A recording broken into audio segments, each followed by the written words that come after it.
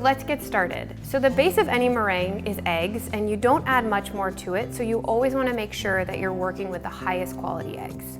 We always use these beautiful Handsome Brook Farm pasture-raised organic eggs in our kitchen. So we are going to use 5 eggs in this recipe, 5 egg whites in the pavlova, and 5 egg yolks in the lemon curd. So I'm gonna go ahead and separate these.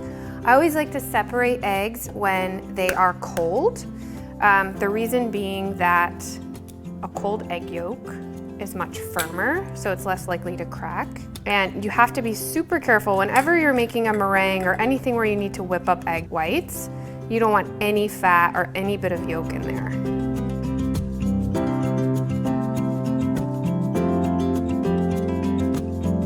Okay, so our eggs are separated.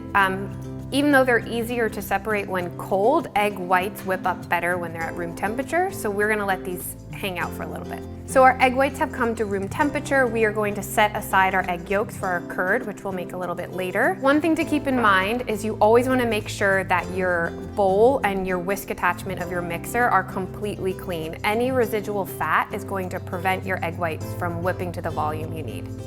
So we're gonna go ahead and open this up, and we're gonna add our egg whites with a pinch of salt.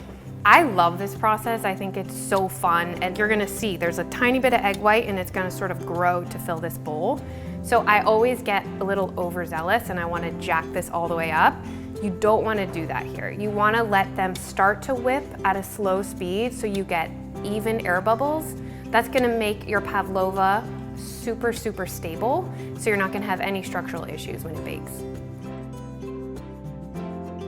So now that the egg whites have started to foam up, we are ready to incorporate our sugar. I'm gonna turn it to medium, and we are going to add our sugar a little bit at a time.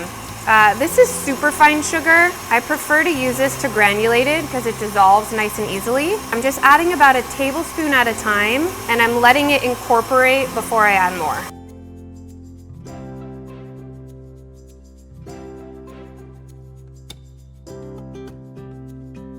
Our sugar has all been incorporated. I just want to feel this and see, so I still feel a couple granules between my fingers. So before I do the most exciting part and jack this up to high speed, I'm going to just let this whip a little bit more until all the sugar dissolves.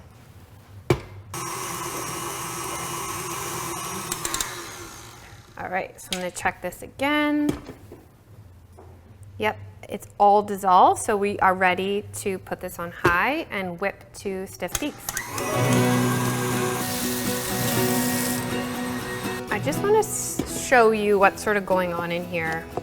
You'll see if I turn the whisk around and pull up, you'll see that that peak kind of topples right over on itself. When it stands straight up, that's when we're ready to go. All right, so let's check these out. They're looking good. So you can see that this peak stays straight up. Like, you should be so confident with your meringue that you hold it right over your head.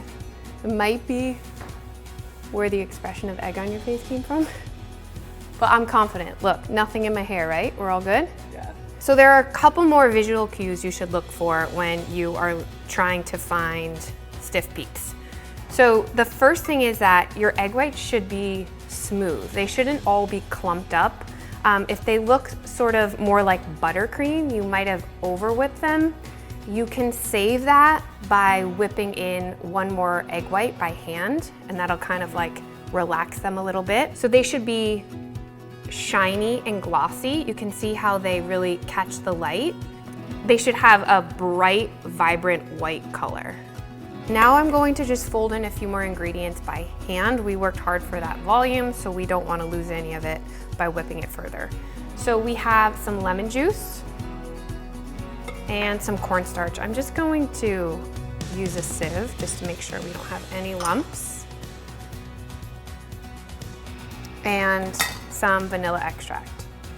So the vanilla is obviously for flavor. The lemon juice and the cornstarch, I like to think of it as like an insurance policy, right? You don't need it, but it's definitely gonna make your meringue more stable, and it's going to prevent the pavlovas from sort of weeping while they bake. If you didn't want to use cornstarch, you could also use tapioca starch. Okay, so now everything is incorporated and we are ready to divvy this up into 6 mini pavlovas.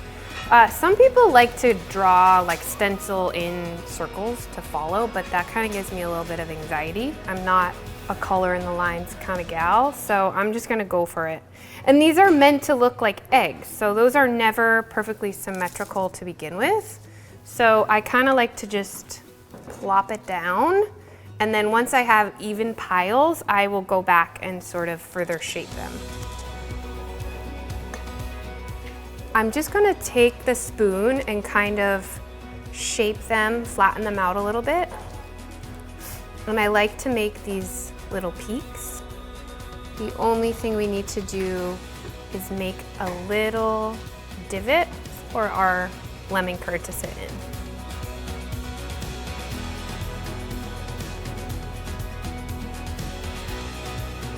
These are ready for the oven. They're gonna bake in a low oven. It's about 250 degrees Fahrenheit for about 75 minutes. So that's going to allow the exterior to dry out, but keep the interior sort of that marshmallow-like texture. So while our pavlovas bake, we're gonna go ahead and make our lemon curd. So I have our 5 Hanson Brook Farm egg yolks that I've whisked here. I'm going to add some sugar, some lemon juice, and lemon zest.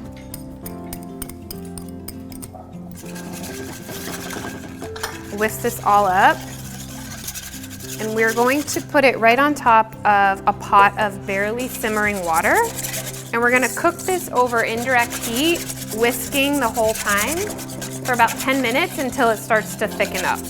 Okay, so you see that this has thickened up. You can sort of see the ribbons from the whisk. I'm gonna pull it off the heat, and we are going to whisk in 6 tablespoons of unsalted butter. We're gonna add them one at a time. It's gonna help to cool down the curd mixture and form a smooth and even emulsion.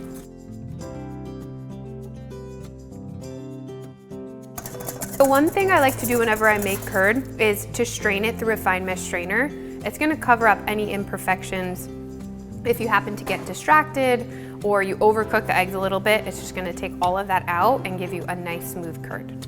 Our lemon curd is ready to go. We're going to pop it in the fridge for about an hour to let it set up even further before we use it with our pavlova. Okay, so our pavlovas are done. They have baked and they're nice and crisp and cool, and we are ready to fill them with our lemon curd.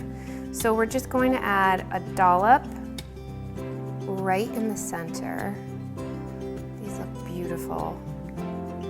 Looks like the perfect sunny side egg.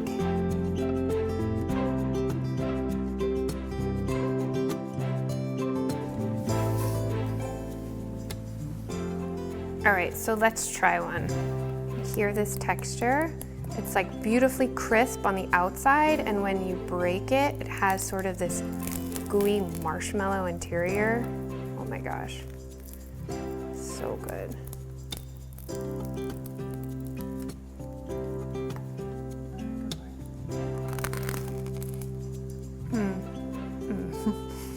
It's really good. Okay, so if you're planning to make these for your next dinner party or spring holiday, you can make the curd up to a week in advance and store it in the fridge. And you can also bake off the pavlova shells a day ahead. Just make sure to keep them in an airtight container so that they stay crisp.